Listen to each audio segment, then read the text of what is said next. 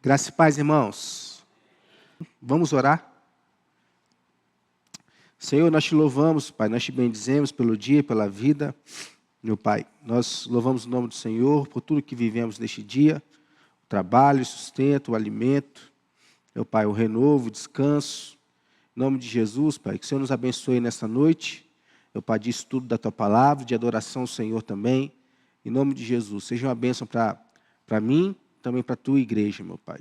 Saiamos daqui abençoados pela Tua Palavra, em nome de Jesus. Amém. Vamos abrir lá em 2 Coríntios, então? Semana passada o Rubens falou aqui sobre 1 Coríntios. Eu não tive a oportunidade de ouvir ainda o que ele falou, mas vocês foram bem guiados, eu creio nisso.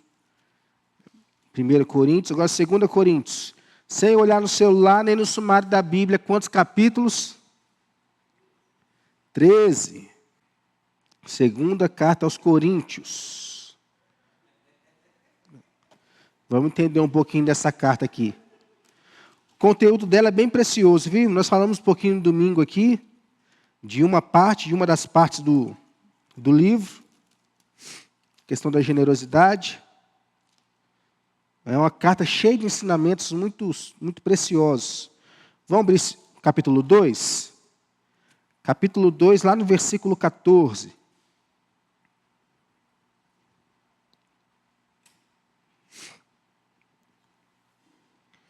Vai dizer assim: graças, porém, a Deus, que em Cristo sempre nos conduz em triunfo, e por meio de nós manifesta em todo lugar a fragrância do seu conhecimento. Porque nós somos para com Deus o bom perfume de Cristo, tanto nos que são salvos, como nos que se perdem. Para com estes, cheiro de morte para a morte, para com aqueles, aroma de vida para a vida. Quem, porém, é suficiente para estas coisas? Porque nós não estamos, como tantos outros, mercadejando a palavra de Deus. Antes, em Cristo, é que falamos na presença de Deus com sinceridade e da parte do próprio Deus. Esse capítulo 2 aqui é um capítulo muito interessante, onde o apóstolo Paulo ele dá graças a Deus, que em Cristo, essa palavra em Cristo, ela é bem recorrente nas cartas de Paulo, para poder simbolizar realmente a nossa união. Ela fala, sempre nos conduz em triunfo, e por meio de nós manifesta todo lugar a fragrância do seu conhecimento. Porque nós somos para com Deus o bom perfume de Cristo. Sabe aqueles perfumes assim que geram impacto? A pessoa não chegou ainda não, mas o perfume chegou. Eu vi um filme esses tempos atrás que o pai italiano, ele ensinou seu filho, quando ele fosse passar perfume, ele espirrasse assim no ar, aí os dois iam lá e entravam dentro do perfume. Eu achei interessante. Aí Carol me falou que isso é uma cultura mesmo do italiano. Não passa perfume nas regiões, ele passa no ar e se joga para dentro do perfume.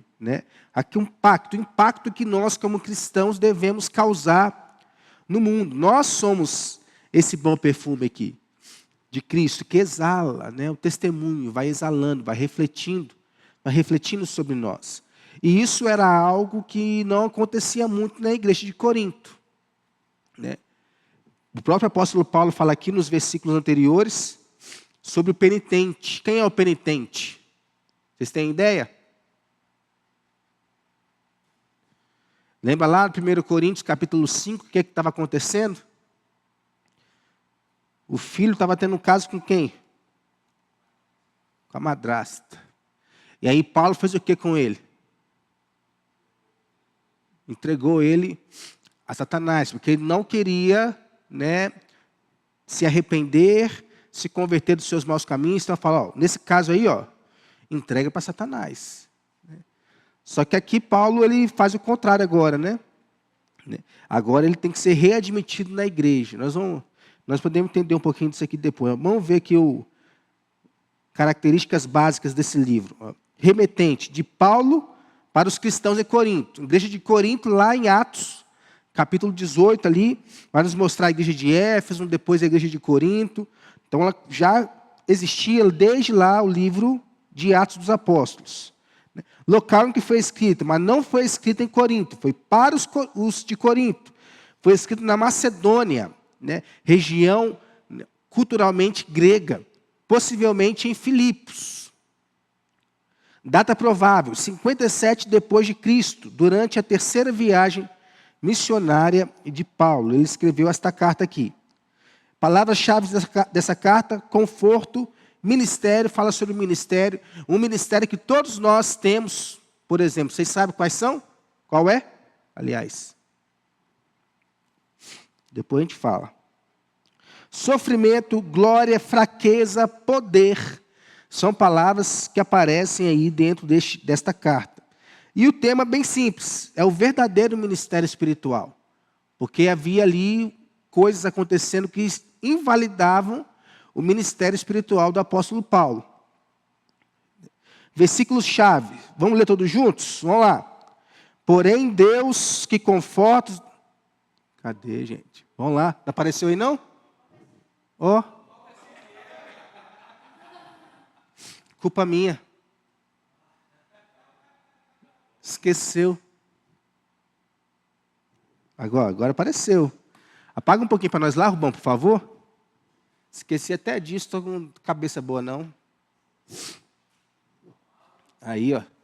Dá para ler? Vamos lá. Capítulo 7, o versículo 6 e 7. Vamos lá agora.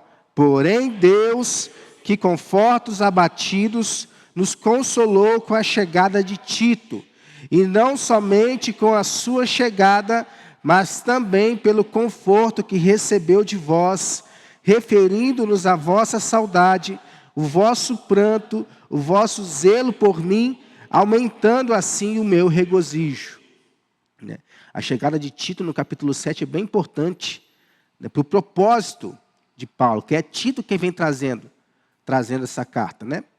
E o capítulo 12, um pedacinho do versículo 9, né? Vamos lá todos juntos? A minha graça te basta, porque o poder se aperfeiçoa na fraqueza. É o contexto do espinho da carne, né? Que os teólogos aí, né, eles ainda não bateram o martelo do que seria este espinho da carne de Paulo, né? Paulo orou para que o Senhor, né, tivesse de alguma forma diminuindo o fardo desse espinho, né? Só que o Senhor disse, não vou diminuir não, a minha graça te basta, porque o meu poder se aperfeiçoa na fraqueza. Nós vemos aqui então a sequência de visitas de Paulo à igreja em Corinto, que ele tinha plantado, segundo o livro de Atos, e a troca de correspondências entre o apóstolo e esses cristãos não são muito claras. Nós vamos ver aqui, na teoria de que Paulo escreveu 4 cartas a esta igreja. Como assim, pastor? Então, a primeira coisa, ó, Paulo escreve sua primeira carta que se perdeu. Nós não temos registro dessa carta, né? Exortando-os a se separarem dos cristãos imorais. Vamos abrir lá 1 Coríntios, voltar um pouquinho?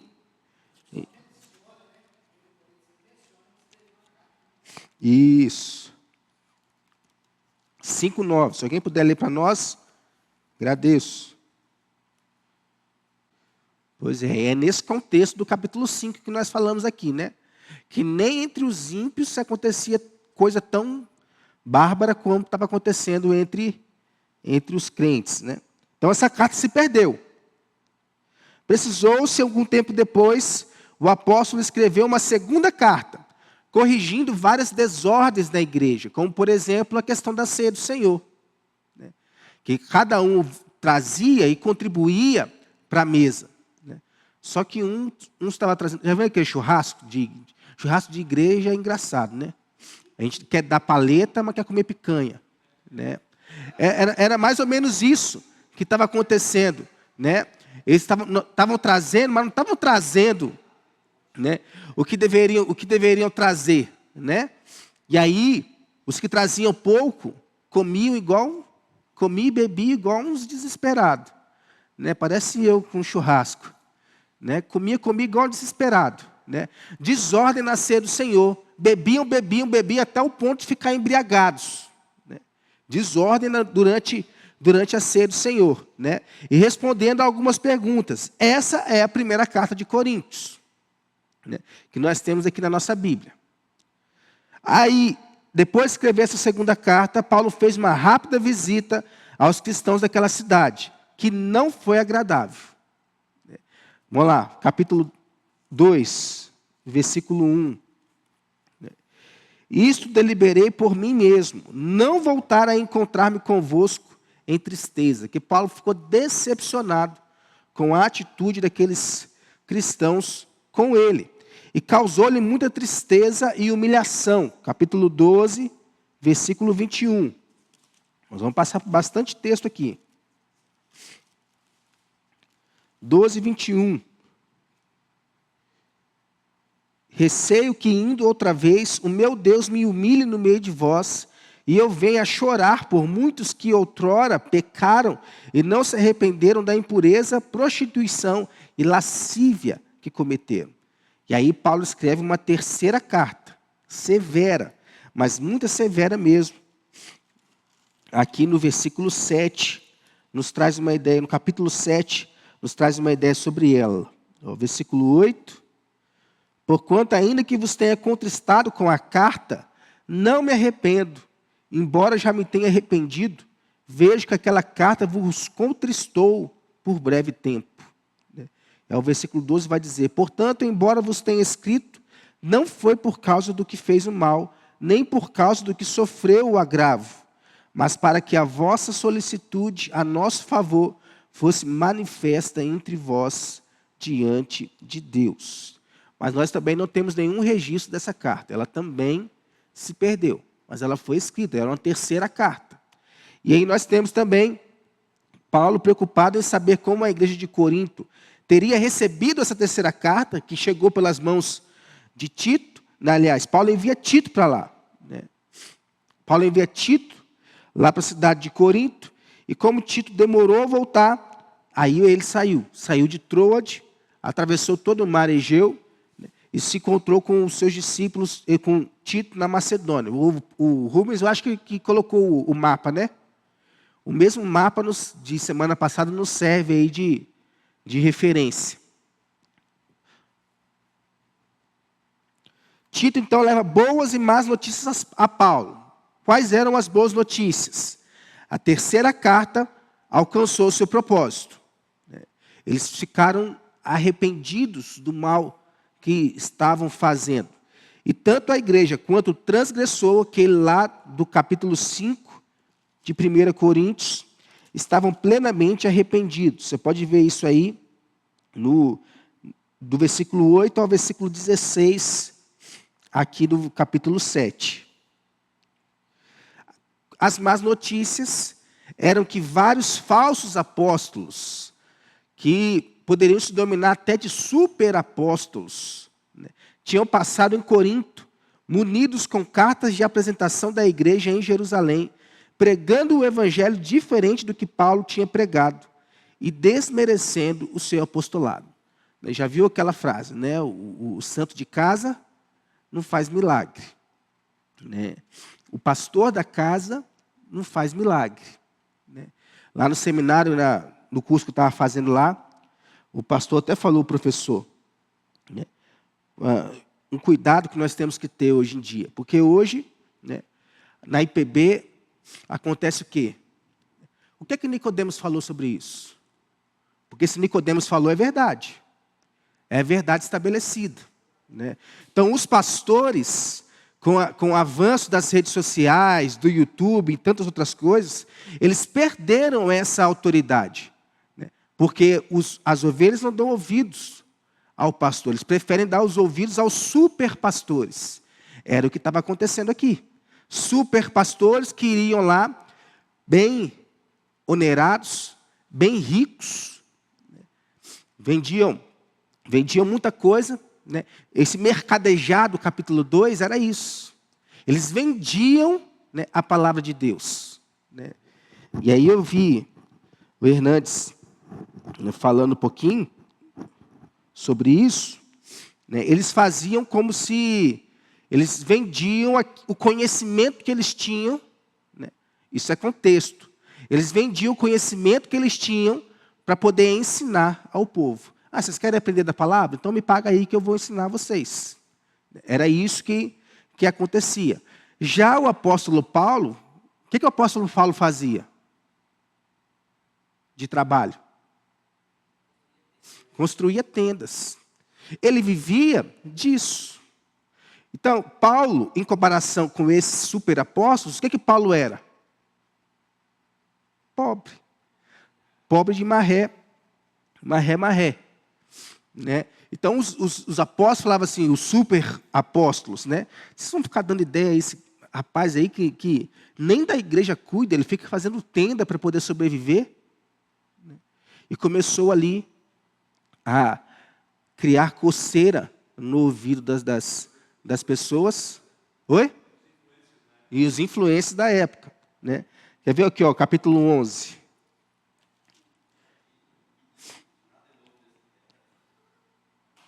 Deixa eu achar aqui. Ó Paulo falando. Eu suponho em nada ter sido inferior a esses tais apóstolos.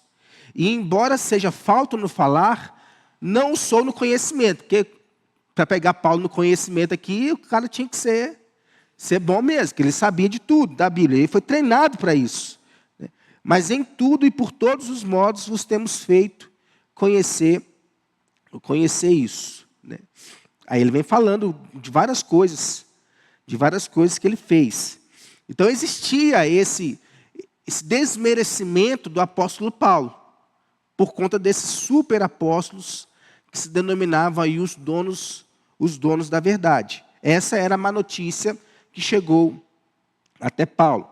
Paulo então escreve uma quarta carta, que aí é essa carta aqui de 2 Coríntios, manifestando alegria pela relação deles à sua terceira carta, né, e o retorno à comunhão da igreja daquele penitente, né, que passou pelo processo de disciplina, né, e se defendendo das acusações contra ele, reafirmando o seu chamado apostólico. Então, no final desta carta aqui de 2 Coríntios, Paulo avisa os cristãos em Corinto que em breve iria visitá-los. Capítulo 12, versículo 14. Eis que pela terceira vez estou pronto a ir ter convosco, e não vos serei pesado, pois não vou atrás dos vossos bens, como os superapóstolos iam. Mas procura vós outros. Não devem os filhos entesourar para os pais, mas os pais para os filhos. Ele desejava, com essa visita, ver tudo em ordem, porque ele não queria usar da sua autoridade, dada por Deus, pelo próprio Cristo, para disciplinar os rebeldes. Olha o versículo 20, desse capítulo 12. Tendo, pois, que, indo ter convosco, não vos encontre na forma em que vos quero, e que também vos me acheis diferente do que esperáveis, e que haja entre vós contendas, invejas, iras, porfias, detrações, intrigas, orgulho e tumultos. Receio que, indo outra vez, o meu Deus me humilhe no meio de vós, e eu venha chorar por muitos que outrora pecaram e não se arrependeram da impureza, prostituição e lascívia que cometeram. Isso tudo acontecendo dentro da igreja.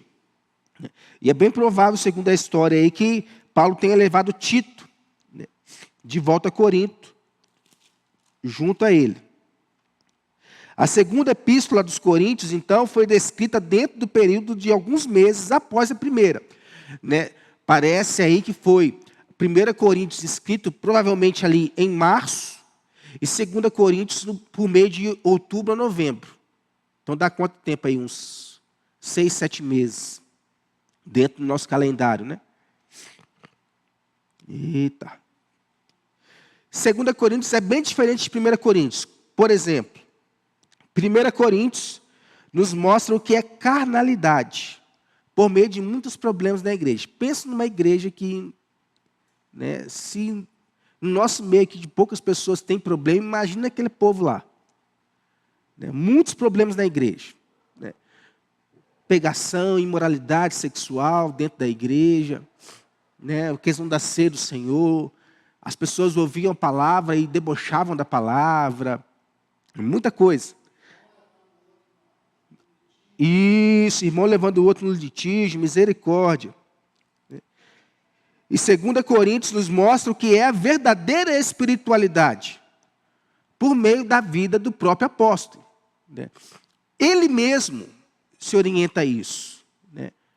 Olhe para esses apóstolos, super apóstolos, e olha para mim.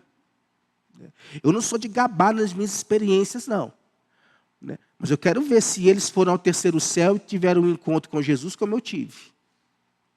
Aí ele joga doído, ele apela. Paulo apela pelo meio da sua vida. A situação entre Paulo e os membros da igreja em Corinto havia piorado desde a época de sua primeira epístola. Alguns membros mais exaltados andavam dizendo que Paulo não era realmente apóstolo e não tinha autoridade sobre eles. Não importa dentro do povo de Deus quem seja, irmãos. Subiu aqui nesse altar ou aqui nesse púlpito para fazer o que for, é autoridade sobre a igreja. Porque está subindo, para poder ministrar a igreja. Seja no louvor, seja na pregação, em um estudo, seja para dar um aviso. Porque só dá um aviso autorizado por quem? Pela liderança da igreja. Então não importa quem seja, eu não sou apóstolo. E nem quero ser, Assim, um dos principais objetivos de Paulo ao escrever 2 Coríntios era vindicar o seu ministério e a autoridade apostólica. E por isso, ele foi forçado a falar muito sobre si mesmo. Por mais que essa carta não seja uma carta muito doutrinária, como Romanos, por exemplo, que nós vimos, e talvez seja aí a carta mais doutrinária de Paulo, ela é intensamente pessoal. Paulo reconhece a inconveniência de vangloriar-se dos seus feitos, sofrimentos e experiências. Mas os coríntios forçaram a isso. Aí ele fala lá, Sofreu 5 açoites de quarentena, menos 1. O açoite de quarentena era quantas chibatadas? 40. 40 vezes 5 é quanto? 200. Aí pega menos 1, eram 39. Tira 5, fica quantos? 195. No seu lombo. Quantos você ia aguentar? Ele aguentou aqui. Mas Paulo não fez isso de maneira arrogante. Paulo fez isso de maneira humilde. Pedindo até desculpa pelo seu constrangimento. Então, contém informações sobre Paulo. Conta a fuga de Damasco, em o 6º, capítulo 11, 32, 33. Em Damasco, o governador proposto do rei Aretas montou guarda na cidade dos Damascenos para me prender. Mas num grande cesto me desceram por uma janela da muralha abaixo, e assim me livrei de suas mãos. Ele fala, a experiência do arrebatamento ao terceiro céu. Esse terceiro céu é o lugar onde Deus está, é a habitação de Deus. Há o céu físico que nós vemos, que é chamado de primeiro céu. Há o céu espacial, que não está à nossa vista, que é o segundo céu. E segundo os estudos aí, esse terceiro céu seria o próprio céu, a habitação de Deus. Ele foi até lá. Ao inferno, não sei se é possível ir, mas o céu aqui, a Bíblia mostra que foram. O espinho na carne, que ninguém bateu o martelo ainda do que seja, e sobre os seus piores sofrimentos. Em jornadas, muitas vezes, versículo 26 do capítulo 11, perigos de rios, perigo de salteadores, perigos entre os patrícios, em perigo entre gentios, na cidade, perigos no deserto, perigos no mar, perigos entre falsos irmãos, trabalhos, fadigas, vigílias muitas vezes, em fome, em sede, em jejuns, em frio, em nudez. Vai falando. Se tem de gloriar-me, versículo 30, gloriar-me-ei no que diz respeito à minha fraqueza.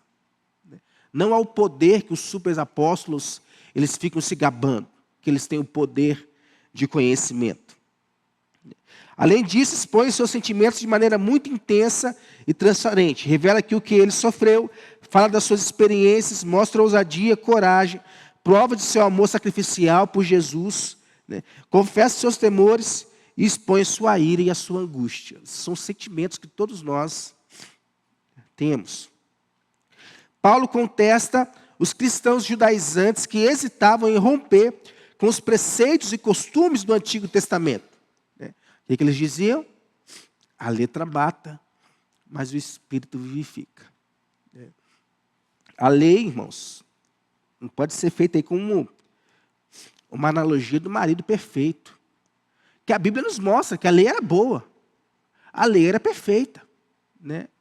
Só não era perfeita quem tinha que cumprir a lei, né?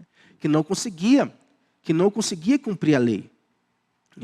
Aí eles se apegavam nisso, lá em Moisés, no que Moisés estava falando, né?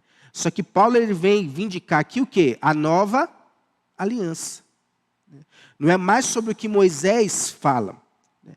É sobre o que o Espírito fala em nós, como ele nos vivifica. Capítulo 3, versículo 6, por exemplo.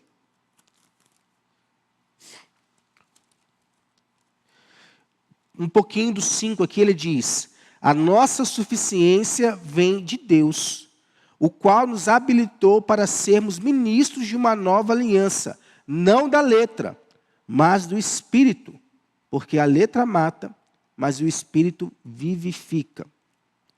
Isso aqui é usado até hoje, né? Por aqueles que não gostam de se debruçar perante a Bíblia e querem viver no pulinho lá, né? Nas línguas. Eles usam isso aqui, a letra mata, né? A letra mata, não fica vivendo pela letra, não. Não está entendendo nada do que o apóstolo queria dizer, né? Ele não queria fazer apologia à ignorância em relação às Escrituras, né? Porque ele era cabeçudo demais, né? Dizem aí que os reformados, que depois de Jesus não houve homem na terra como Paulo, né? Mas Salomão era questão de sabedoria, decisões, né? Nós estamos falando aqui de conhecimento doutrinário, né? De ensino, é diferente. Mas mostrar que enquanto a antiga aliança era regida por aquilo que foi escrito por Moisés, e que eles tinham que fazer, era lei, eles tinham que fazer, mas não conseguiam fazer. Se quebrasse uma regra da lei, quebrava toda a lei, né? O novo pacto se baseia na ação do Espírito Santo no interior do homem, que nos faz uma nova criatura e nos ajuda a viver um processo de santificação. Outro assunto importante abordado é a oferta levantada entre as igrejas gentílicas para os cristãos necessitados da Judéia. Como nós falamos, isso vem lá desde Atos, capítulo 11, quando, diante do governo do imperador Cláudio, foi Cláudio que eu falei, né? Cláudio, acho que no versículo 2 do capítulo 11 de Atos, né? Os cristãos, além de serem despojados do local onde eles viviam, eles estavam passando fome. E Paulo prometeu, né, fez a promessa de cada dia que passasse ele ajudar os necessitados, os pobres, os crentes pobres que estavam vivendo. Então ele vai lá, a igreja da Macedônia levanta, pobrezinha, coitadinha, a igreja da Macedônia, levanta tudo que ela tinha de oferta, né, e deram a Paulo. E Paulo queria ensinar os coríntios, né, a seguir o mesmo exemplo na Macedônia, porque Coríntio tinha dinheiro, né? Não está igual o time, não, né? O time aí está falido. Mas Coríntio tinha dinheiro, né? Só que eles não tinham a liberalidade. Eles não davam, né? Eles estavam ali com a mão no bolso e não largavam de jeito nenhum, né? Paulo diz que esta oferta não é só um ato de caridade, mas uma expressão concreta da unidade do corpo de Cristo. Então ele usa 2 capítulos, são os capítulos 8 e 9, para falar sobre isso, né? Instruções sobre a questão de dar e ofertar. Pega, por exemplo, o irmão, né, vamos dizer aqui, vou profetizar na vida do Valt. O Walt deu aqui R$1.000. O Vitor está começando aqui agora o trabalho dele, deu 100. Qual que é a oferta mais importante? Todas as duas? Né? O Walter deu 1.000, mas ele ganha 30.000. Quanto que ele tinha que dar? Quanto que ele tinha que dar? 3.000. Então ele fez certo? Não. Né? O Vitor deu 100. Mas a oferta nesse caso aqui é a relação dele do dízimo. Né? O Vitor deu 100, mas ele ganha 1.000.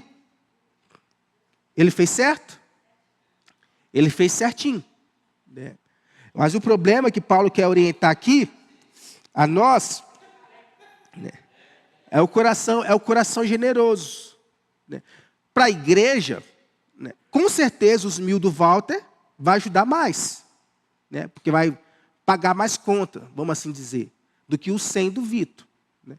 Mas para Deus, quem foi mais generoso foi o Vitor. Né? Era por isso que o Senhor estava ali em Marcos, de butuca, no gasofilácio.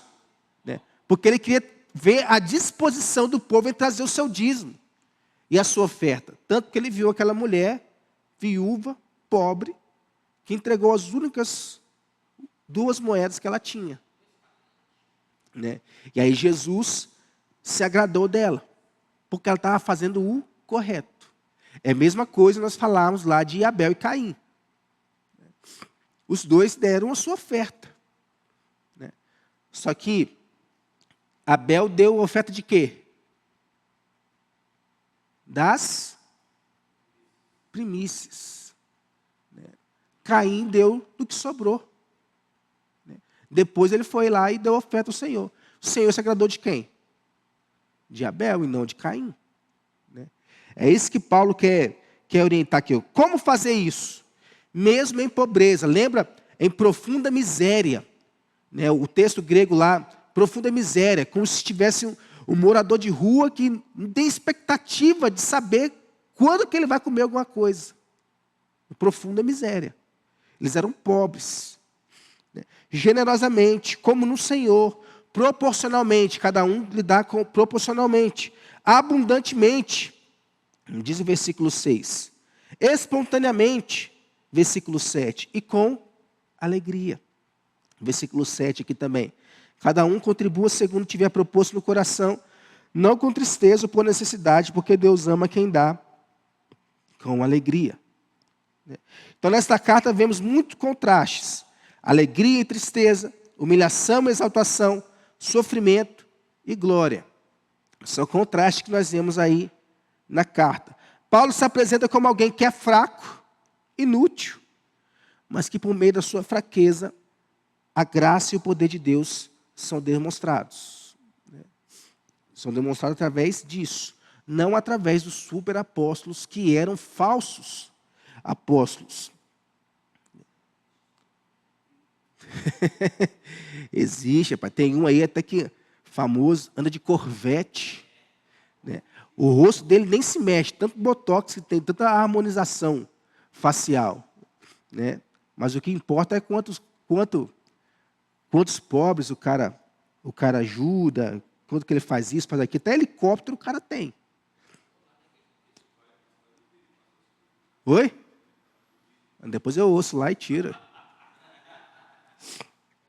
Apesar de tantas tristezas e tribulações, uma das palavras-chave dessa carta é conforto e consolo. Né? Porque ele fala aqui, por exemplo, onde que eu acho que até a música o pastor Felipe faz aí, né?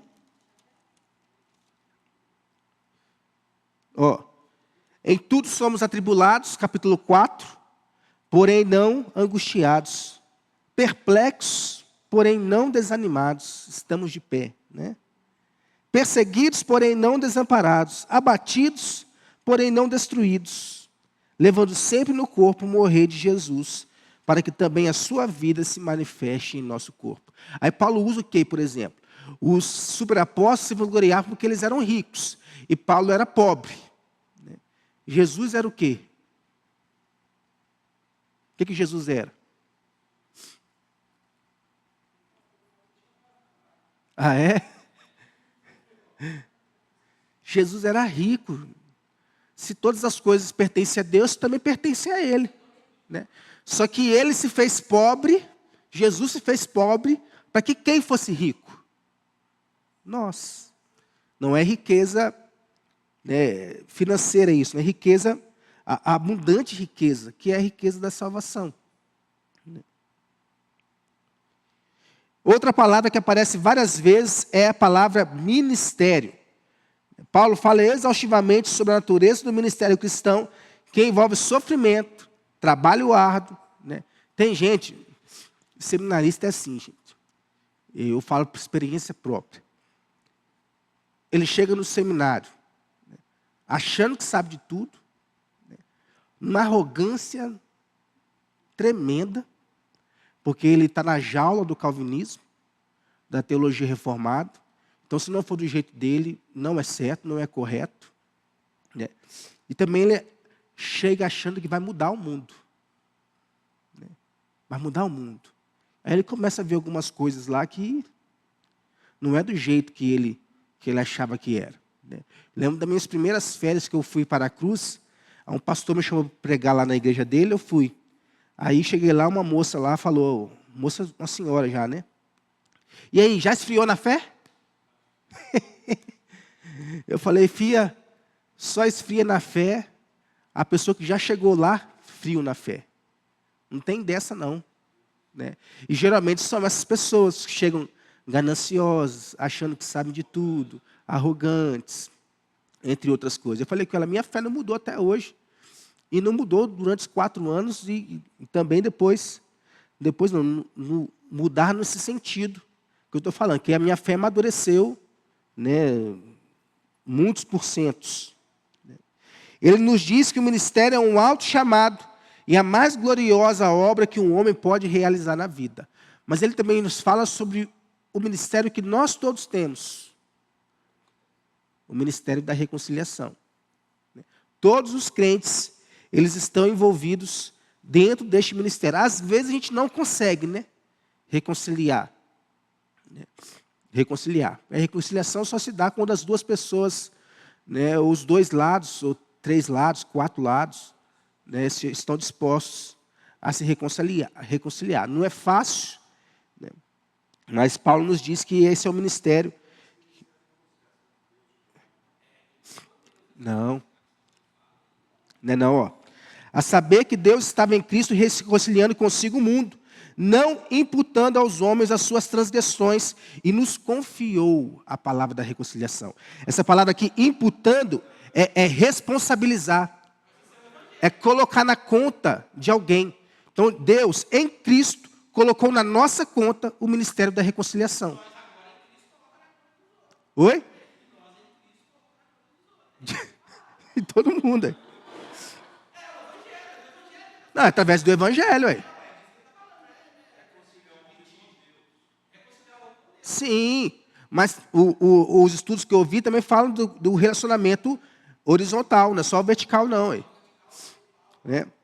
Aí fala aqui, ó, aquele que não conheceu o pecado, ele o fez pecado por nós, para que nele fôssemos feitos justiça de Deus. Então, isso colocou na conta de alguém, colocou na nossa conta esse ministério. Porque era algo que Paulo estava lutando aqui, a reconciliação daquele impenitente. Então, essa reconciliação não tem somente o fato vertical da salvação, né, com a igreja. As duas coisas, uma procede da outra também. Nós só podemos nos reconciliar porque nós fomos reconciliados com Cristo. Aí Paulo finaliza essa carta com a bênção da Trindade. A graça do Senhor Jesus Cristo, e o amor de Deus e a comunhão do Espírito Santo sejam com todos vós. Era uma prática de Paulo, né, nas cartas dele. Primeiro ele se apresenta, né, Paulo, apóstolo de Cristo, né, mostra para quem que ele escreveu essa carta, né, e tem no final a bênção apostólica. Divisão do livro, 3 divisões fáceis. Primeira delas, capítulos 1 a 7, é a explanação. A resposta de Paulo aos seus críticos, que desprezavam o ministério dele. A segunda parte, capítulo 8 e 9, é uma exortação para a igreja, né? Através da coleta para os santos pobres em Jerusalém. A atitude espiritual do dar. Dar é melhor do que receber. E a terceira parte, capítulo 10 ao capítulo 13, Paulo reivindicando agora e afirmando a sua autoridade apostólica. Não confie nesses superapóstolos, não. Confie em mim. Eu tive o próprio encontro com Cristo. Se eu não tivesse o próprio encontro com Cristo, não seria um apóstolo chamado aos gentios. E nesse texto de 2 Coríntios, nesse livro de 2 Coríntios, nós temos aqui um paradoxo da cruz. Que paradoxo é esse? É aquilo que a gente não consegue, né, nossa mente desafiada a entender. Por exemplo, a cruz desafia nossos valores, nossa forma de ver o mundo. Mas nós valorizamos o quê? O sucesso, a riqueza.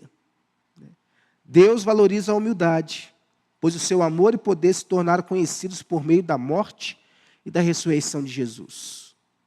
É paradoxo que há na cruz, né, desafiando o nosso coração. Né? Porque nós somos assim. Se entra um rico e um pobre dentro da igreja, nós damos mais valor para o rico do que para o pobre. A cruz desencadeia a transformação através do Espírito Santo, que nos capacita a tomar a forma da vida de Cristo, e essa se torna a nossa forma de vida. Lembra do perfume? O bom perfume de Cristo. Nós só vamos exalar o bom perfume de Cristo se nós estivermos vivendo com Ele. Se não estiver vivendo com Cristo, da forma da vida de Cristo, né, nós não vamos exalar perfume nenhum. Nós vamos exalar mau cheiro. Né? Bênção? Alguém quer complementar aí?